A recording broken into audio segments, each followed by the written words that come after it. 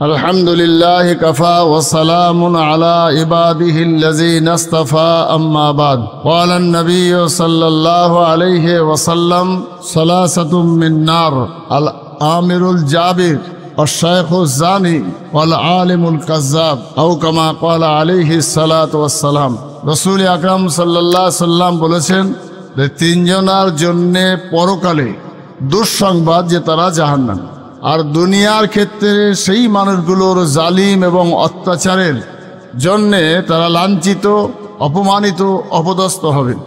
সেই সময়টা মানুষের ধৈর্যের বাঁধ হারিয়ে যায়, তাই অপেক্ষা করতে হয় যে মহান আল্লাহ ওই লোকগুলো যারা আল আমিরুল জাবির প্রথম যে লোকটার কথা বলা হয়েছে সেই লোকটা নিয়ে আমি এই ভিডিওটা করব। পরের ভিডিও ইনশাআল্লাহ আল আলিমুল কাজ্জাব নিয়ে বলবো।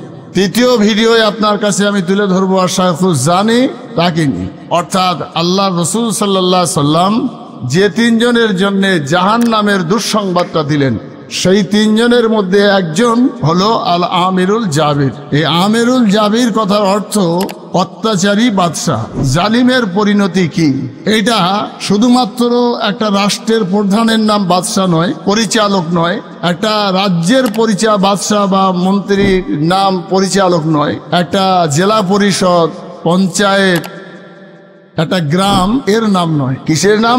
আল আমিরুল জাবির অর্থটা এরকম দাঁড়ায় যে যে জায়গায় মাতব্বারি করে সে সেই জায়গার আমির। যেমন আপনারা প্রচলিত ভাষায় শুনেছেন যে জামাত, যারা তবলিগ জামাত করে তাদের একটা দলের 10 জন 20 জন 5 জনের একটা দল পাঠায়, সেই দলের একজন আমির হয়। তাহলে বোঝা গেল আমাদের সিলসিলায় ফুরফুরা শরীফের একটা দল জিয়ারাতে যায় বা কোনো অনুষ্ঠানে যায়, জলসায় যায়, সেই দলের যিনি লিডার হন তাকে রাহবার বলা হয়। ভাষাগতভাবে একে রাহবার বলে, এদের দলনেতা বলে, এদের দলের পরিচালক বলা হয়। তো আমিরুল জাবির কথার অর্থ হলো এটা, যদি সংসারের কেউ গার্জেন হয়, সেও রসুল আকরাম সাল্লাল্লাহু আলাইহি সাল্লামের কথা মোতাবেক যিনি একটা সংসারের 5-7 জন 10 জনের গার্জেন সেজে সেই সংসার পরিচালনা করে, তিনি সেই সংসারের আমির। একটা গ্রামের যারা পঞ্চায়েতে জিতে আসেন সেই পঞ্চায়েত মেম্বারটা গ্রামের আমির। যিনি প্রধান হন অঞ্চলে, তিনি সেই অঞ্চল অফিসের প্রধান হিসাবে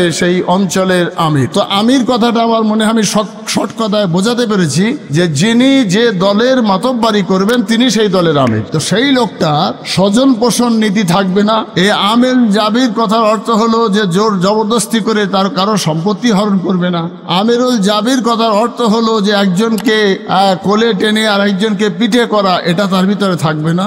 এই অত্যাচারী লোকগুলো যারা, তাদের ইতিহাস আমরা পড়ে দেখেছি যে তারা সব দুনিয়ার জমিনে যেমন হেয় প্রতিপন্ন হয়েছে, আবার পরকালের জমিনে তাদের জন্য রসুল করিম সাল্লাল্লাহু আলাইহি সাল্লাম বলছেন যে তারা হচ্ছে জাহান্নামী। আপনাকে আমি একটা কথা বলি, আল আমিরুল জাবির তার নাম ফেরাউন, আল আমিরুল জাবির তার নাম নমরুদ, কারুন, সাদ্দাদ, আবু জেহেল, আবু লাহাব, এরা তো আমিরুল জাবির। ইবনে জিয়াদ, হাজ্জাজ ইবনে ইউসুফ, এরা যারা জুলুম করলো মানুষের উপরে, নির্মম ভাবে হত্যা লীলা চালালো, তাদের সম্পদ হরণ করলো এবং নিজেদের মানুষগুলোকে সব সরকারি তথা কোষাগারের অর্থ তাদেরকে দিল, আর যারা প্রকৃত পাওনাদার তাদের বঞ্চিত করলো। এই লোকগুলোকে আমিরুল জাবির বলা হয়েছে। অর্থাৎ আমরা যারা ছোট্ট জায়গায় আমির সেজে বসে আছি সংসারে, সেখানে যেন আমার 2 ভাই, 5টা ভাই, 2 বোন, আমার 2 ছেলে, আমার 2 মেয়ে, আমার 2 নাতনি, 2 পত্নী,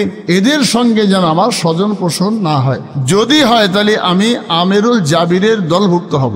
সেই জন্যে সবাইকে সতর্ক করে যে যে জায়গায় আছেন সে সেই জায়গার আমির সেজে যদি থাকতে চায়, সে সেই জায়গার দায়িত্ববান মানুষ হিসাবে, পরিচালক হিসাবে যদি থাকতে চায়, সে একটা মাদ্রাসার পরিচালক হলে সে মাদ্রাসার আমির, সে একটা স্কুল পরিচালনা করলে স্কুলের আমির। অর্থাৎ যে যেখানে এই আমিরত্বটা করছেন তার স্বজন পোষণ এবং নীতিভ্রষ্ট এবং আত্মসাৎ করা, এই আমানতের মাল খেয়ানাত করা, অর্থাৎ ওই প্রতিষ্ঠানের অর্থ, এই সংসারের অর্থ, গ্রামের অর্থ, সে জায়গায় থেকে যেন আমি কিঞ্চিত পরিমাণে ওই জায়গাটায় না যাই, যে জায়গায় গেলেই তাকে ওই অত্যাচারী বাদশাহ বলে আল্লাহ রসুলের কথা মোতাবেক তার গায়ে তকমাটা লেগে যাবে।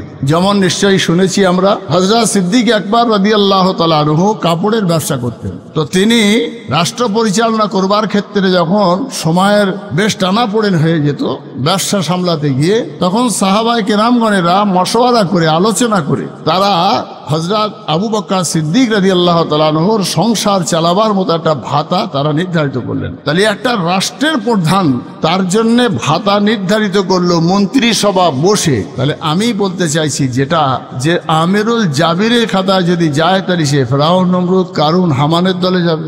যদি সে প্রকৃত একজন আমিরের মতো আমির হতে পারে তাহলে তার হাসর নাসর হবে হযরত সিদ্দিক আকবরের মতো মানুষের সঙ্গে, সৈয়দনা ইমামে আজম আবু হানিফা রাহমাতুল্লাহর মতো মানুষের সঙ্গে, হযরত ওমরে ফারুক, উসমানে গনির মতো মানুষের সঙ্গে। সেই জন্য মহান আল্লাহ আমিরুল জাবির না করে আমাকে প্রকৃত একজন দায়িত্ববান আমির হওয়ার তৌফিক দান করুক।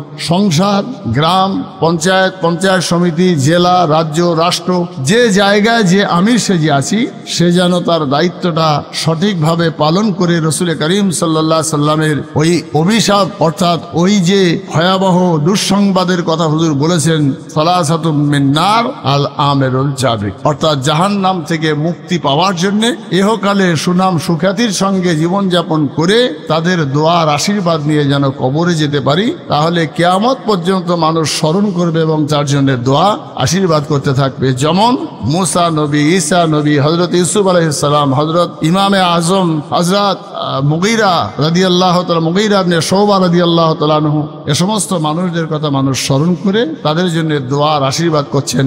বাদশাহ শাহজাহান, হযরত আলমগীর রহমতুল্লাহর মতো মানুষের জন্য আল্লাহ যেন এদের দলভুক্ত করে আমাদেরকে পরকালে যাওয়ার তৌফিক দান করে। মান তাশাব্বাহা বিকওমিন ফাহুয়া মিনহুম। আল্লাহ আমাদের কর্মকাণ্ডটা সব যেন ওই সমস্ত নেক মানুষদের সঙ্গে মিলে যায় এবং পরকালটা আমাদের উজ্জ্বলময় হয়। ওয়া মা তৌফিকি ইল্লা বিল্লাহ। আসসালামু আলাইকুম ওয়া রাহমাতুল্লাহ।